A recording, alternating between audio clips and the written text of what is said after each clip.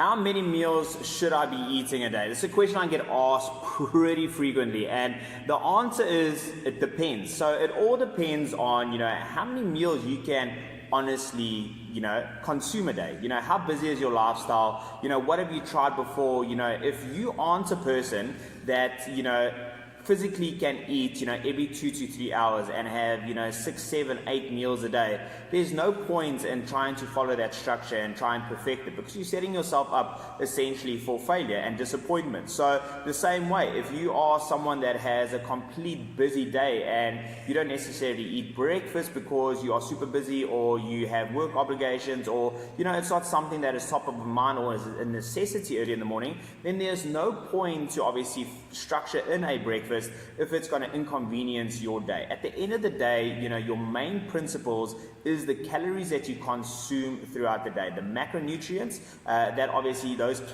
total calories obviously consist of, and obviously that needs to be structured towards your goals. So for example, if you are someone that doesn't like eating breakfast, something like intermittent fasting could be ideal for you, and then essentially you would be fasting for 14, 16 hours a day and have an 8-hour window, obviously to eat all of your foods, and you're only going to get in probably 3 or 4 meals throughout the day. All right. If you are someone that obviously likes eating throughout the course of the day, but your time schedule and your lifestyle doesn't allow you to obviously eat 6 or 7 meals a day, then obviously just reduce the number of meals and increase the portion sizes. So many people overthink that small little factor, and just looking at it from a different perspective changes the whole game for them. They get so overwhelmed, like, oh, I cannot eat 6, 7 meals, I'm freaking out, now I failed, and what is the point, because that's only one way to get to obviously a destination, right?